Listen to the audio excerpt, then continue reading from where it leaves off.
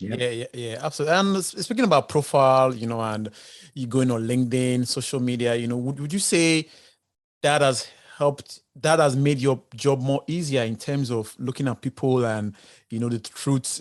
Like you said a couple of minutes ago, someone sends his CV and you looked at his profile on LinkedIn, they didn't really Yeah. match, So would you say social media has helped your job? Yes. I mean, I don't really use social media that much. Depends. Do you call LinkedIn social media? I It don't is, know if it it is, it is, it is. is, It it is. is. Yeah, it is. It Yeah. is. Yeah. I don't really use social media for my recruitment job. With my car website all the time, that's everything is social media. But in recruitment, I mean, basically, I mean, I'm quite strange, I suppose. I don't really use job boards at all. I don't have any LinkedIn recruiter account or anything like that. I don't pay any money for LinkedIn or anything like that. I just have good connections. But then when I started working, I think key thing people need to understand with recruitment is you can get names of everybody. So if I phoned you and spoke to you, say, well, you must know some good planners. Who can I speak to? Who do you know? And you tell me, oh, this guy, and this guy. Okay, so they're on my list of people to phone. So I get their phone numbers from you or their email addresses from you. I just got a guy a job yesterday. Yeah, he's on £40,000 salary. I've got him a job at £47,000. Big pay rise. Yeah, Yeah. big. Yeah, that's big. He's not on LinkedIn. He's not on any job boards. And he's just been recommended to me because I spoke to a guy and said, look, I don't really have anyone in that location. Do you know any people? He said, yeah, I've got a couple of guys who I work with. And I've put them both forward for a job. One's been offered and the other one's getting an interview. You know what I mean? So I think LinkedIn does help, though. I mean, that's the only thing I use. Facebook and Twitter. I've got a Twitter account, but it's just there. It's not something I go on. I never look at it. To be fair, it's just somewhere for me to send jobs out to and information if people want to know about what's going on. And because some people like using they like using Twitter, don't they? Or they like using Instagram, or they like using Facebook. But for me, business. I think LinkedIn's getting a little bit. Sometimes people post stuff on LinkedIn that's not really about work, not really Yeah, about yeah, business. And yeah, right, yeah, yeah, yeah, yeah. I've seen I'm that like, couple of I've seen that a couple of times. Like people just post things that are not for the platform. They're not fit for the platform because yeah, LinkedIn is more of like, like work stuff, serious stuff, employers, recruiters, trying to just, so that's why with this podcast, this show, it's just going to be on LinkedIn. I don't think it's fit for any other place because what I'm doing here is just all about trying to give back, improve people in terms of work, recruiters, employers as well, trying to just bring everybody together, which is good. Some people just post some things that are just off, and I find it odd, like, oh my God, what is this? What is this post about? yeah. Well, I mean, I embrace it. It's each to their own, but it does. When I'm trying to look for business leads, trying to look for planners. Someone talking about something that's completely not relevant. I know it's relevant to their life, whether it's about a friend's health or a charity something, and that's all fine, but that's up to them, isn't it? I mean, it is what they do. And I mean, I try to keep my lives separate. I try to keep my home life separate. I try to keep my business life separate, and then I run my car stuff and I try to keep that separate because Yeah. if they overlap them, it's like if everyone phones me on the same phone number and someone's phoning me about cars and I answer the phone because I believe you should answer the phone with your company name politely, Bill Wynn Construction Futures, they're going to think, oh, hold on a minute, who's this? You know what I mean? If it's talking about my car stuff. So Yeah. yeah, And I know. I remember you also recruit around Europe and UK as well. And I know they love planning jobs. I think things are opening up now. But in terms of the projects that are going up and things that are coming on, do you think there are enough good planners to fill those roles from your own experience? there's always been a shortage of planners. Yeah, that's the issue. I mean, it's always been tricky. Hence why I sort of got into it in the first place. Yeah, ultimately there weren't enough planners, so that's why I thought, well, actually, it's a recruiter should always try and go into an industry where there's less people than the jobs, because then you're in a power position. If you're ever selling something, no point me trying to sell umbrellas when it's a nice ambivalent day, not sunny, not raining. But if it's raining and I've got loads of umbrellas, I'm gonna make lots of money, aren't I? So you've got to be in the right place at the right time. So I think what I'd say is that probably in my mind, you've got about 10%, probably 5 or 10% that aren't good planners, and they don't last the course when they go into jobs.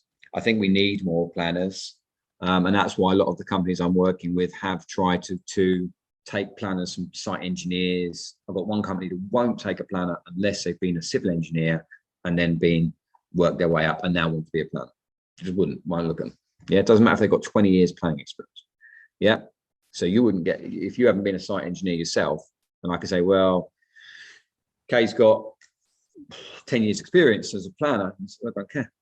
He's been doing highways every day for 10 years. Don't care. He's not been a civil engineer. He's not been a site engineer. He's not been on site with his boots, with his hard hat. He's not going to get a job. So some people are like that. So a lot of people are transitioning from project management. I've got a project director trying to get into planning. So there's a lot of people who are trying to get from one job to another. I think in terms of the whole database I've got of 8,000 odd planners, I mean, I would probably say that I think, not that I've coded them up that many, but I would say it's good to say probably 50 to 60% are probably good. Yeah, or would be classified as good quality planners. They've got good CVs, good track records. I think probably another 20 to, these numbers probably don't all add up, but 25 to 40%, give or take, I would probably say are good to okay. They can do the job. Are they going to set the world alight? Probably not, but they can do a job. And then probably the remaining 5-10%. What do you think that moving across different industries can help you, improve your skills as a planner? Like, for instance, using myself as an example, I was on our highway smart motorway, was there, started on site for there 2 years and planning role for 3 years, did that, and now moved on to Murphy's where I'm on water, I'm 7. So there are planners that have moved across certain industries in the course of time. Would you say moving across different industries would definitely make you a good planner, or it just means that you have different experience? I think it's utopian that, if we took someone like yourself and you said, okay, I'm a highways planner, can you get me a job doing interior fit out work, of high-rise skyscrapers? I would say, well, firstly, it's not a major thing, but obviously you use P6 probably, and this is going to be using Power Project. Different software, so you can probably pick it up, but you also don't understand the sequencing. You don't understand the process of what happens, and then what happens, and then what happens, and then what happens. So I think it's very difficult, and we've covered this, instant gratification. I love cars, so I go into my house in a minute and I'll turn on, obviously I'll speak to my kids and my wife, but when I want to chill out, I then just go onto my recordings and I go, right, car show, play. I'm watching cars straight away. Or on my phone, Instagram, cars. You know what I mean? So you've always got that instant thing. And that's the same thing when you're talking about planners trying to change. I get a lot of it from the oil and gas sector, where they want to get into data centers is probably one of, and pharmaceutical projects has been quite a big thing over the last 2 years, because what's been happening with COVID? We need to get pharmaceuticals. We need to get medicine. What we've all been doing while we're stuck at home, with all consuming data. So data centers have, busier and never been busier. You think about all the third world countries and countries like India and stuff like that, China, where more and more people are getting phones, more and more people are using computers. So where's all this data going to get stored? So more and more people want to get into that, but you need to have that some form of experience. But how do you get it? So it is a bit tricky sometimes. So I mean, I've got a guy today, for example, who's got no experience of data centers, but he's got some. He lives over in Düsseldorf. But he's got experience building oil and gas and petrochemical buildings, which includes some offices.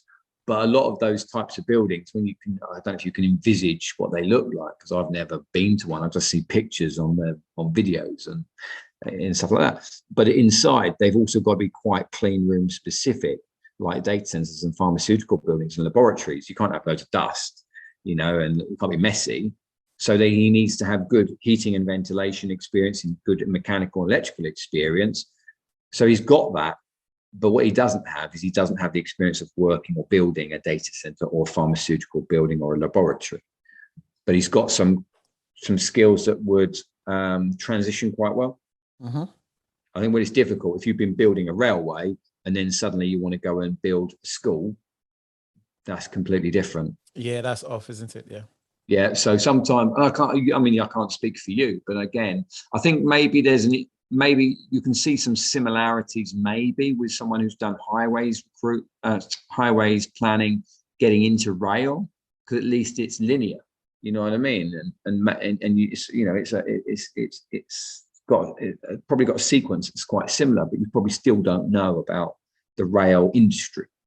Yeah. So that's probably my take on it. So, Bill, like when it comes to doing your job and your experience, all that 20 years doing this, what would you say has been the most difficult thing you've come across recruiting for planners? Well, when you start, it's always difficult. You've got to build your relationship up. I think there's certain jobs now, because I've done the job for so long, there's certain jobs in certain locations where if a company asks me for that person, I know it's going to be hard. Yeah. And the thing is, I know it sounds stupid, but when I've got 10, 15 jobs to work on, I still don't like to turn away people. I just try to give them a realistic time scale, and then I have to juggle as to which company needs people the fastest, who's shouting at me the loudest. Yeah. But I had a job recently where a company was asking me, can you find me a tender planner in Bristol? Well, yes, I can, but it's going to take months, because they wanted someone who already lived there and had the experience of X, Y, and Z projects. And there's just not that many people who live there. When you've got all of the people getting sucked into Hinkley Point C, and then you've got all the people getting sucked into HS2, they're paying more money as well than this company was. So it's just going to be a nightmare. So I said, yes, I'll keep an eye out open for you. But until you tell me that you'll take someone from outside of Bristol, then it's going to be hard. And it's not that I want to let them down. It's just that when I've got other jobs to work on, it's better I work on those jobs because they're easier to fill. Yeah. There's no point in me, if I'm going to make, say, £5,000 or £10,000, there's no point in me taking 6 months to do it when I could do it in 3 weeks. Yeah. Frees up time for other things. I think also, doing the European stuff, it's very hard to find planners who live in different countries, who also speak the language. So again, one of the biggest changes for everybody in the last year has been Brexit. So I had an example, I won't mention any names, but I got a guy a job. He then started the job. 6 weeks later, the company said, sorry, we're going to have to let him go because now our client, who's based in Switzerland, says that he needs a visa. He didn't need to he didn't need to have one before because we're part of the EU. Yeah. But now he's not part of the EU. So I was finding people for pharmaceutical and data center projects and some rail projects and lots of different projects in Europe. And then suddenly every employer says, I need someone who already lives there, not flies in, fly out. Because a lot of people who build data centers or work in data centers and pharmaceutical buildings and life science, they live in the UK or they live in Ireland, and then they're flying out to do planning for 2 weeks. Then they come home for 4 days and then they fly out again. And they were doing that. A lot of the companies I work with, I don't promise that because that eventually won't work. You need someone who's based there. So I'm finding people who are based in Frankfurt, based in Zurich, based in Berlin, or whoever it may be, yeah, Stockholm. And you find them, and then ideally that they speak the language. So I've got a 6-month contract right now today, and I'm looking for a planner who speaks Swedish, and we'll work in Gothenburg or Stockholm. But I don't have a database full of people who speak Swedish. Yeah, because you imagine most of my database has always been UK people. I've got probably over 500-600 now that are speaking languages or live in Germany or Sweden or Finland or wherever. But remember, every time you factor in a job vacancy, it gets smaller and smaller and smaller once you're refining the list. So they've got to have data center experience, smaller.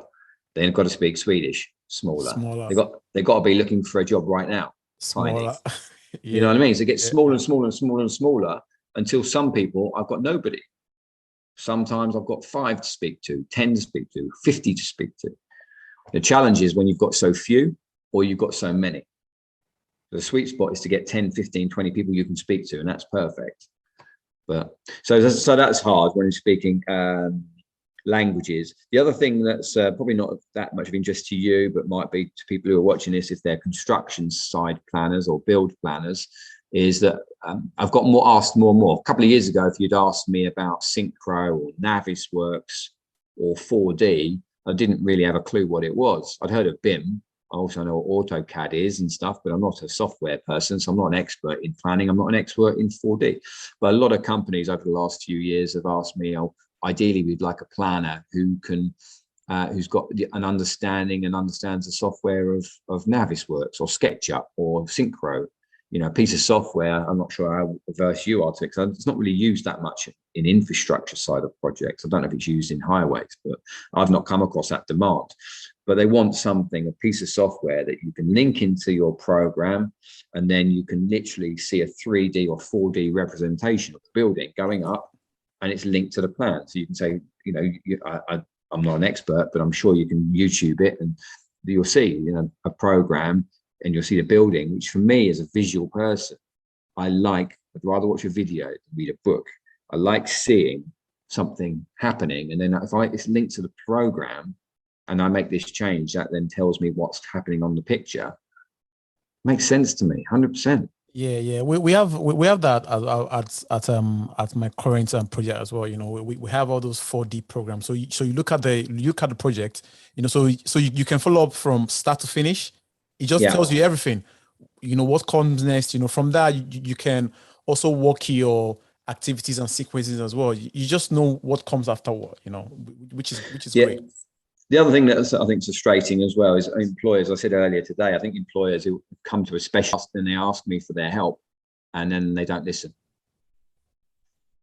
What's the point? What's the point coming to someone like me who's got 20 years experience? I know what the market's paying. You're telling me you want to pay 60K. Everyone in your competitors is currently paying 75. That's why you haven't got someone doing this job. That's why you can't find someone who can do this job, you know? And then you say, well, actually, your people are sending me aren't quite good enough. I thought, well, they're not good enough because you're not paying enough. You know what I mean? And so they won't listen to you. But some companies are doing well, and I'm always here to help, whether it's planners or employers. I'm always here to help and give you my opinion. You know, this week I'll be writing my newsletter for my quarterly. I do a quarterly newsletter every 3 months. So I'll be doing the autumn newsletter, and that has a summary of the last 3 months, how many jobs I've registered, what the market's doing, supply and demand, you know, contractors, permanent, some salary surveys, and some job vacancies, you know, because it's a snapshot, you know, because, you know, this is a video where, you know, some people don't have, an hour, half an hour, 2 hours, or whatever to watch something like this. They just want a snapshot. We all want instant. Yeah. Instant. One in now, microwave. Just tell me now. Yeah. So it's just a newsletter, which again, and to be fair, going back to your LinkedIn thing is, you know, I think most of people, what you can learn from social media is that most human beings are voyeurs. They like watching, they like looking. But, you know, I've got loads of people, you know, you might have 10, 20, 50, 100,000, 1 million people watch a video, for example, but only 10 people will comment or 5 people will comment. You know what I mean? So people like watching, but they don't like participate. Yeah, they just scroll. They just say, okay, nice. They just scroll and go by, you know. And that goes for like podcasts as well. Some people listen, some people don't, you know. Some people prefer to just hear clips or just see clips. So, okay, this is what it's about. And it's just, you know, so I think our attention span is just, you know, like it's getting smaller. You just want it now. Okay, this is what it is. That's it. I don't want to go. I don't have that time to go into it. Isn't that why things like TikTok work? I mean, I don't use TikTok, but isn't that why TikTok works? Because it's literally 10 seconds of someone dancing or doing something, and that's it. That's it, yeah.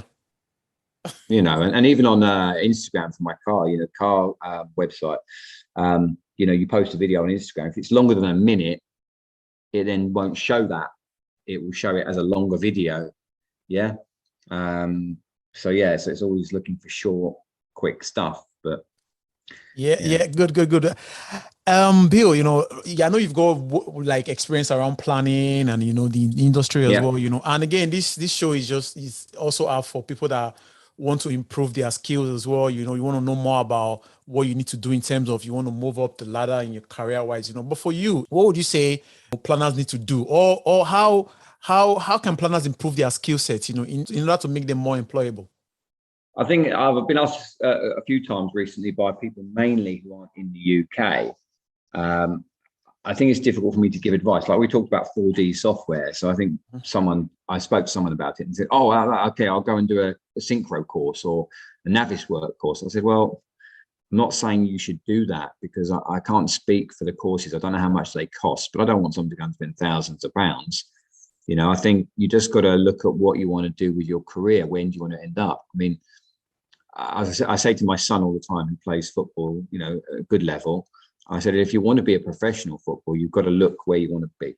That's where you want to get. That's your spot. If you want to play for whoever, a professional football team in a Premier League, you've got to think, right, okay, look at all the people in the Premier League, the players. What do they do?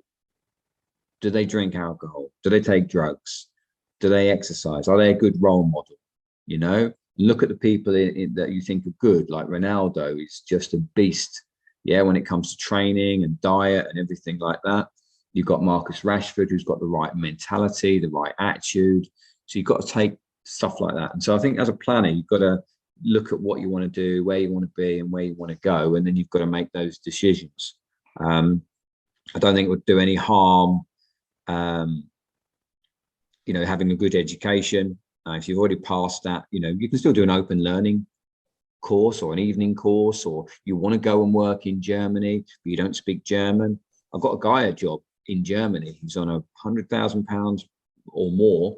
Yeah. And he just wants to learn German. So part of his job offer was, you're going to have to take a German course for 6 months. So 1 day a week, he doesn't go to work. He does 1 day of German talking all day. Yeah. So, if you really want something, then you'll do it, improving your software skills. Again, don't take it for granted that you're, P6 inside out. I'm sure there's various, you'll tell me, I'm sure there's various different people who can do things with P6 that you can't do or someone else can't do. And you're always learning, Absolutely. Yeah. I don't know the software intricately, but, so those are the sort of things that I would advise, education stuff, leadership courses, things like, I don't know, again, I'm not an expert, but Prince 2 and stuff like that, where it's all about managing your time and managing the process, managing a team or something like that. Or, they're always good things because they're going to give you a good foundation. Yeah. And in effect, a planner is a project manager. So the two jobs overlap, so I think anything like that is going to be of interest. Yeah. And the other thing is from a job seeker perspective, again, one of the things I'm always challenging people on when they come to me and ask me about a job move, I say, well, what does your current employer do for you? What training have they given you? What development are they giving you? How are you learning? Are you learning because people are teaching you? Are they taking time? Are they putting you on courses? Have you got a mentor? Some of the most important people in my life have been in their 60s and 70s. And they take time to talk to me and give me advice. Because everyone else in my age, they're all rushing around. They're all trying to get to this, whatever it is. Yeah. So sometimes, it's those older people who've done a lot of that stuff that they sort of don't need to rush around and they just take the time to give you advice. So a lot of people don't do that anymore. And I think a lot of companies, again, this is one of my observations. I won't name the companies, but there are a few companies that are well known in the industry. And if I got a planner from them years ago, companies would just take them straight away. Yeah, I know they've got a good training, they bring people on well, they're going to be a good planner. Even just interview them. I don't even need to see a CV. Yeah. But a lot of those companies now don't do that because they come to someone like me to say, can you find me a planner who can already do everything? I don't want to train and develop them. So you're talking about some people, maybe those people want to learn how to get into planning. Well, why would a company employ them when they can already employ a planner with 2 years experience? So it's difficult. Yeah. Well, yeah, nice one, Bill. Yeah. But if you were in the planning scene, recruiting for planners, what is the next thing you think you're gonna do apart from doing this? What do you think? Have you heard today that I've mentioned a lot? Car business, car. Yeah. Well done. Well done. You've been listening. Maybe you could be a good recruiter. Yeah. So I mean, basically, I run a car website in my spare time called mycarheaven.com. Just because it was basically, I set it up because I wanted to see if I could set up a website. I was into cars. I had some posters on my wall as a kid. I wasn't massively into cars. Didn't go to car shows. My dad wasn't massively into cars or anything. Mum wasn't into cars. Just liked the noise and the power, and it was aspirational, wasn't it? To see, and I remember being a kid and driving into London. I saw a Lamborghini, and the doors went up like this. Like, whoa! Oh, nice. I'm like, wow. And everyone's going, yeah, look at that. And and it's just stuff like that. I just wanted to make, if you could own something like that, you'd done well or made it in life. So I think, that's why I set a car website up, and sort of spent like this weekend. I went to Auto Italia, and the weekend before that, I went to Goodwood Revival and Salon Privé, and I've been to loads of things to see cars, and you talking to car people. So I think I was sort of thinking that maybe, when I sort of retire from recruiting, God knows when that will be, but, probably in my mid-50s or something, I would probably sort of maybe buy and sell 2 or 3 cars a year. But I'm not talking about everyday cars. I'm talking about antique cars. Yeah, the classic cars or supercars, but cars that have got a value in them. So they're limited edition. So there might only be between 2 to 1,000 in the world. Yeah. So because if you buy something that's rare, there'll always be people who want it. Yeah. If there's no point buying stuff, no one wants to spend lots of money buying something that there's millions of them. Yeah. That's why iPhones and stuff, they might be valuable, but once you have an iPhone 3 and 4 and 5 and 6, they're not valuable anymore. No one wants them because they want an iPhone 27. You know what I mean? So anyway, So look, on social media, it's just My Car Heaven is the company, and I'm all over social media, mainly Instagram, because it's pictures and videos, isn't it? It's completely different to recruitment. When you're doing cars and stuff, it's all about people want to see pictures and videos and noises and stuff like that. That's what I do in my spare time. Yeah. So talking about cars, is that a Ferrari behind you there? Or? I've got 2 there behind me. I'll do that. Okay. So this one here is a Fiat 500. Okay. That was given to, there was 200 Ferrari dealerships in the world. Mm-hmm. Yeah. And so Fiat, who owned Ferrari, they gave each dealership one of these cars. So that's got a Ferrari badge on it, and inside there's 199. It's 198 of 200 cars made. Yeah, there's only 200 of these, but there's a lot of Fiat 500s, but this is one that's been tuned and is the same color, and it's got Ferrari logos inside and outside. So yeah, it's just and it was only given to dealers. You couldn't buy this. This was given to dealers. It only came onto the market when this actual car, believe it or not, was bought at a charity auction and bought by Gordon Ramsay, the chef.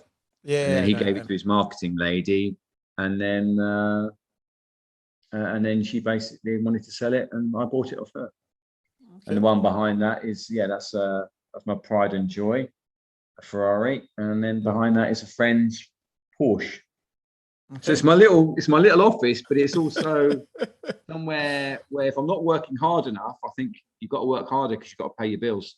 Yeah, you gotta. I think I also one of my mentors, you know, he's been a planner for years. He's also a car enthusiast as well. You know, he loves cars. He loves building cars. He's from Pakistan, so there's a time he built a car in Pakistan, and he shipped the car down to the UK. One of those old Toyotas, Land Cruiser. Right, yeah. Yeah, he did that, you know, and you know, talking to you now, yeah, he just reminds me of Shafiq. You know, the guy loves cars as well. Bill, you seem a very busy guy with your cars, you know, recruiting and the family Yeah, as well. You know, yeah. people always talk about, you know, work-life balance. You know, they want to balance stuff out. You know, but for you, I don't think there's a rest for you. You know, how do you balance that? You know, how do you balance that? It's a difficult one. I think over the, I'm mid 40s now, and ultimately, I think you get used to it over time. And I think having children does give you a bit of perspective on life. It does change you as a person. Um, and so for, when you're young and you're in your 20s and stuff, I can't speak for everybody in life, but, I certainly felt for me, I was doing sport, I was competitive, I wanted to win, or whatever I did, I wanted to be the best and stuff like that. And I think that's just, you're full of testosterone as a man, and you want to be successful, and you want to, and I just wanted to, by the time I was 30, have a nice car and have enough money to have a nice house. So then I would be a prospect for someone to want to marry, and I'd be able to provide for my family. I think that's the most important thing that I wanted to have.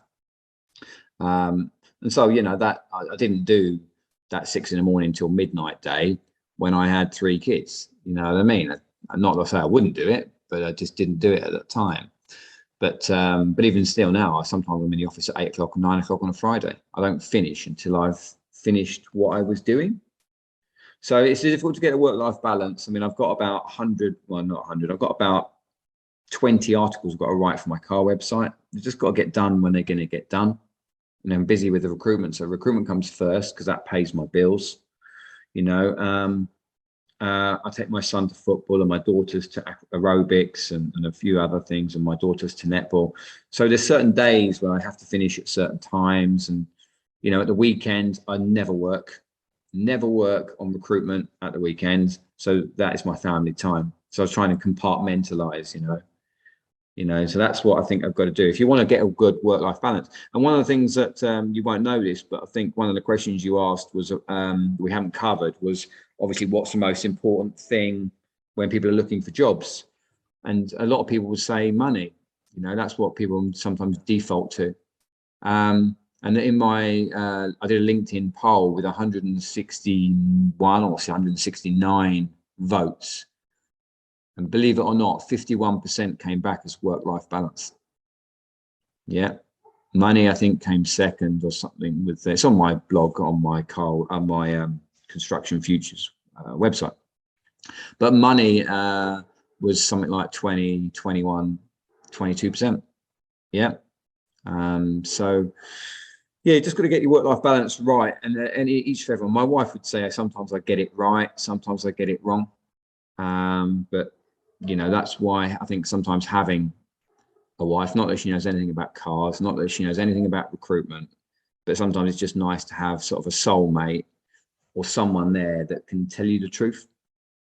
Because I can't speak for other people, but I know that the higher up the ladder you go, so when you're a manager and then you're a director and then you run the company, the higher you go, less people will tell you the truth.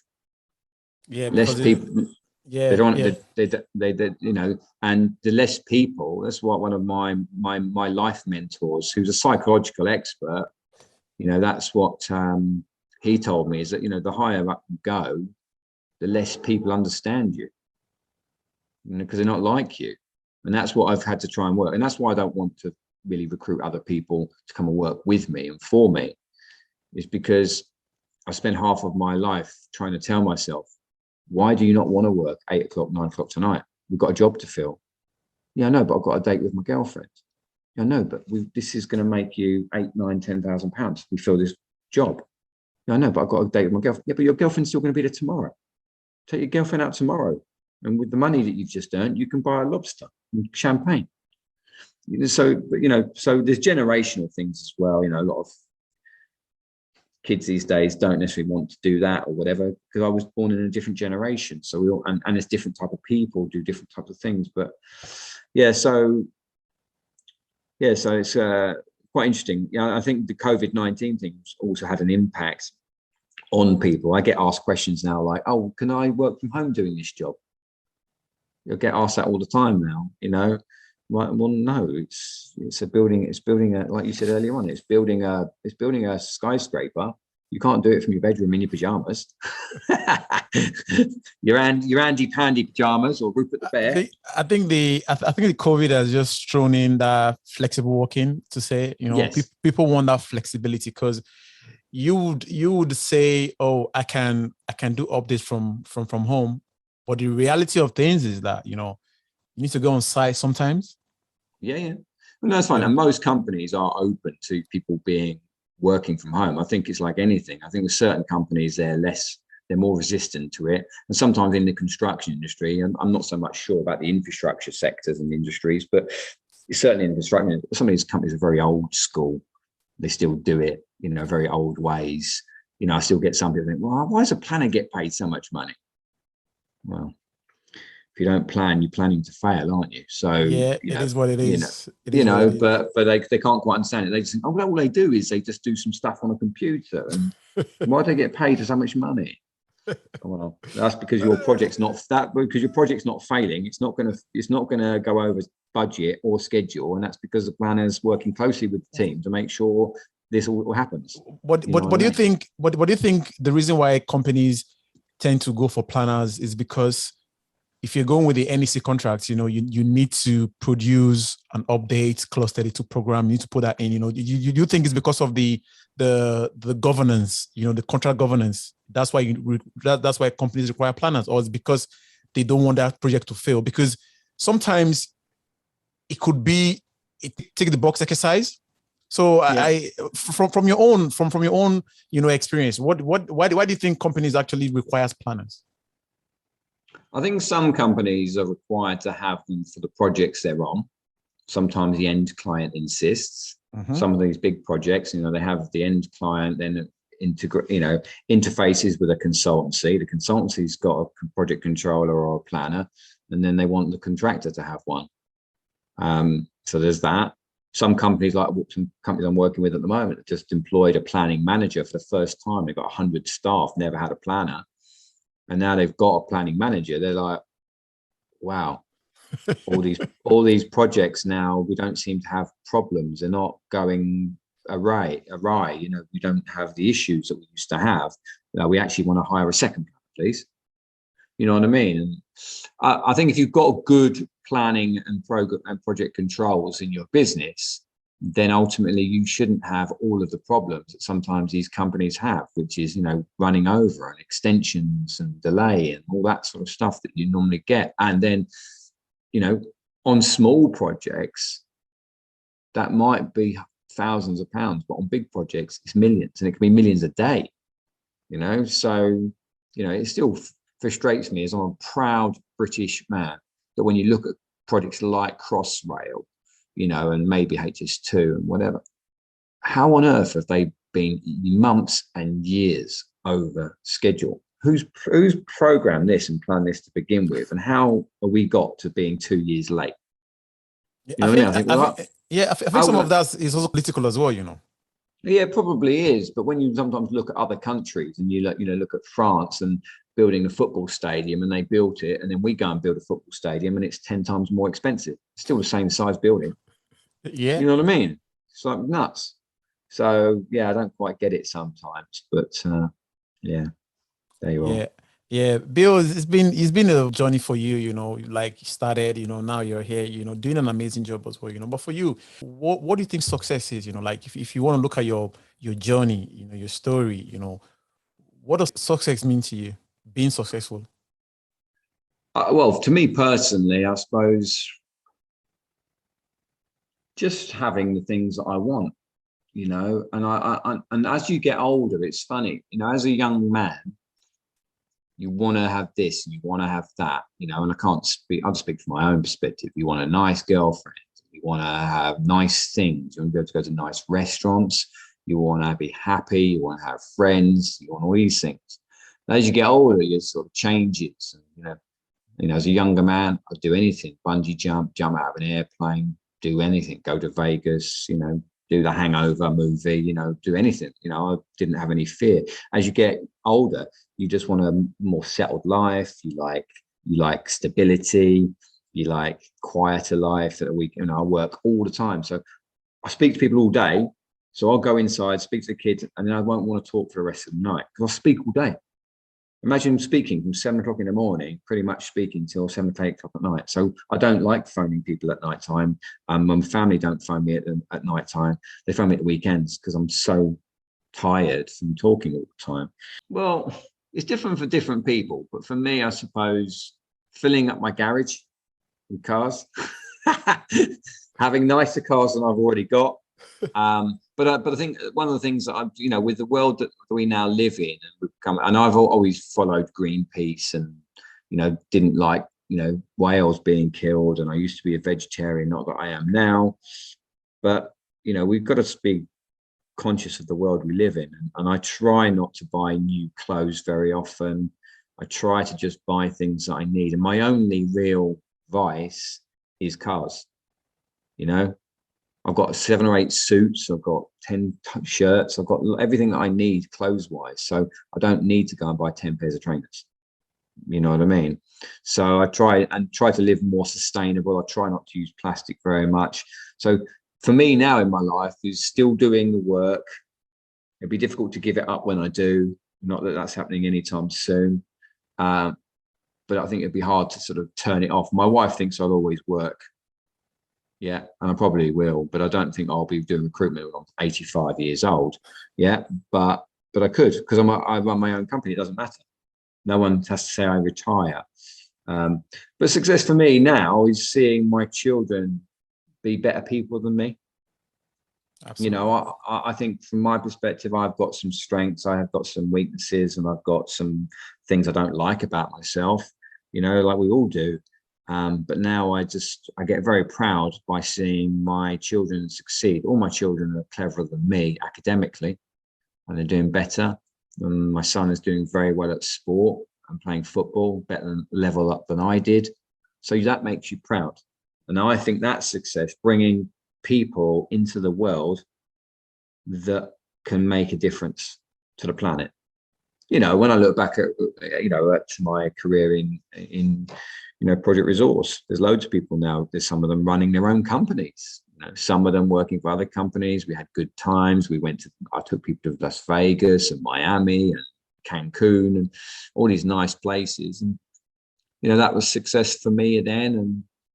And I don't feel I need to do that now. But right now, success is making sure that all of my family have whatever they need, and helping as many people as possible on a daily basis to make a difference to their lives. It does make a difference to people's lives when you sort of find someone a job. And I've got someone a job recently, and they want £80,000 salary, and I've got them a job at 105. That's a massive difference. And they were working an hour away from home. Now they're working half an hour away from home. So it makes a big difference. But from a personal level, just making sure that I don't have to worry about finances, pay off the mortgage, and obviously keep buying cars, driving nicer cars, and not get any speeding tickets. yeah. It's all about the cars for you. It's great, Bill, man. It's good, man. And I think we've covered almost everything we need to cover. But yeah, in terms of moving forward and trying to drop a word for people planners that are listening to this, or even planning managers or anyone else get into planning as well, from your own, little experience, vast experience within the planning world, recruitment as well, what would you want someone to take out of this, like say, or like, I listened to Bill and Bill said this, and this will stick with me for a long time. What would that thing be? Just never, ever stop believing in what you want. If you're an individual, whatever it is, sport or business, the more you put into something, the more you'll get back. It's as simple as that. Whether it's you as an individual, or you as a team player. But the more you put into it like a relationship, the more I treat my wife well, the more I get back from her, you know, and the more, you know, you look after a planner. I've got planners that I helped get jobs, and they now come to me when they're recruiting planners because I've always looked after them. So always try and put the maximum that you can in to whatever you're doing. As I say this to my son who plays football, I mentioned a few times, but same as when I did athletics, you never ever want to come off the field and say, do you know what? I could have tried harder. What have you been doing then? You know, you've got to go onto the field. You've got to go into the office every day, and you've got to think, I'm going to do the best I can do every day. I come into work every day saying, I'm going to find a job. I'm going to fill a job. I'm going to get interviews. I'm going to get someone a job every day. It doesn't mean it happens, but I believe every day. So you've got to believe in yourself, have direction. The people with direction in life, and sometimes, not that I'm asked, because I don't think of myself as anything majorly special, but sometimes, you know, you look at people who've been successful in life, you know, and you ask them how they've got to that point. And most of them have just got a laser beam approach. They know where they want to go. You know, like say like a Elon Musk or whatever, he wants to invent an electric car, and he's just going to do it. And he'll go and speak to as many people, as many banks, as many investors to get that money to then make an electric car. And then they believe in him and they give him loads of money, because all these companies, when they started, were just sucking in money and not making any money. Yeah. You know, so I think it's just having that commitment. So whether you're a planner or whatever, from my perspective, I just think, you know, if anyone ever wants to talk to me, then my phone's always on. I'm all over the internet. You know, you can always email me and phone me, want advice, guidance, whether it's an employer just looking, you know, what are they paying their staff? Is that right? A smaller company that's looking to grow, when do they need a planner? You know, all that sort of stuff. Just, I mean, that's what the world is. You know, as a species, we are voyeurs now, but we've always been communicators. You know, we talk to each other. So why wouldn't you talk to people who are able to give you advice, you know, for free? Yeah. Absolutely. You know, and you know, it's been great, you know, having you on the show. You know, I think I've learned a lot as well as a planner. You know, I've picked up like powerful nuggets from what you said, you know, and try to follow your experience, and, you know, speaking to planners, recruiters as well, you know, employers, you know, and clients, you know, and I've learned a lot, you know, and I guess people want to, you know, get in touch with you as well, to kind of like follow up with you as well. For guys that want to reach out to you, you know, where's the best place, you know, LinkedIn? Best place for me is probably, you know, if I'm honest, I'd always say phone me. It's probably number one. Yeah, but if I can't take the call, I'll just have to send you a text message back saying I can't talk, and I will phone you back. Email is a good one, because I'll always I never delete an email unless I've dealt with it. I don't go onto LinkedIn every single day and look at my message center, but I do try and do it once a week or twice a week. I look at messages I've got in LinkedIn, but normally I would say, you know, phone me or send me an email. And Lily, every job advert I put onto LinkedIn, or everything, if you go on my profile, every piece of marketing I do, it's normally got my telephone number and it's got my email. And you can obviously get it from my website, which is Construction Futures. Yeah. So yeah. Absolutely. Before we go, Bill, you know, my last question, promise. It's not what is the meaning of life? Come on. No. It's not that. I want to put you out there, be like, you know, like I know recruitment, and I know a lot of recruiters out there, you know, in the planning or different roles, you know, doing different stuff, you know. But for you, you know, as a recruiter, Bill, you know, what makes you different? What makes you stand out? You know, like working with different companies, you know, why do you want companies to come to you and say, Bill, you know, I want you to get me so person, a planner, you know? What makes you different? You know, what do you do differently that sets you apart from other recruiters out there? Well, I think firstly, I mean, recruitment is quite a process-driven thing. You've got to do certain things in certain orders. I think if we cover what we covered earlier on, what makes me stand out. If if you look at my LinkedIn profile, and it's not me being big-headed, but you look at my LinkedIn profile to compare to others, okay? So I got a first-class honours degree. I've competed for England and Great Britain in sport, and I've gone into a sales job and become the #1 salesperson for 1,000 recruiters, and I've set my own company up. I always want to be the best. If I'm not the best, either best of the people doing it or the best of version of myself, I'm not happy. Okay, so I'm relentless. So when someone wants me to help them, if they give me the love, then I give them the love. Yeah, if they give me the respect, I give them the respect. Yeah, it's pretty simple. I'm a very loyal, hardworking person. I want to help people who want to be helped. If you're a planner looking for a job, you come to me and you only come to me. I will find you a job, whether it's a day, it takes a week, it takes a month, it takes a year. I will go and find you that perfect job for you. Yeah. If you're an employer, again, come to me exclusive, come to me first. How many other planners do you know in the UK that have done planning for 20 years every day? Can you name me anyone? I don't know anyone. So why would you not want to come to someone who has been doing it this long and has all the connections, is going to work like a Ronaldo, yeah, and just going to, that's what I think. I'm not being big-headed, but I think of myself as a Ronaldo or Lionel Messi of recruitment. I want to be the best. I don't care who I'm going up against. I want to win. And if I'm going up against other recruiters, I still want to win. But if your company's gone to 10 recruiters and they come to me exclusive means I'm guaranteed of making money. So I will work every minute, every hour to get that job done. If you come to 10 other recruiters and they've had it for 6 months and then you come to me, it's like, well, how are you motivating me to work on this job?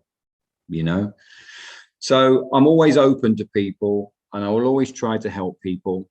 I love talking to people and meeting people. If you like cars, then I like you a bit more. Yeah. Nice one, Bill, man. It's been nice having you on the show, man. And I really, really appreciate your time, and it's been a powerful show. It's been a powerful show. I didn't even expect for this to go this long, but I've just enjoyed every bit of it. The topics, the questions, the relationship as well, because we're building a relationship here, and I know we've come our path have crossed years back, yeah. but I know that with this we are trying to kind of like put things in a more very professional way, like building a relationship to say we all this as well, and I want to thank you again. Grateful for the time as well, Bill, and the show has been awesome and you've been great as well. Very, very good guest. No, you're very welcome. And look, I wish you all the best with the show, and I'll be intrigued to see who else you're gonna interview. Maybe if I watch it, I'm gonna learn something about planning. You never know.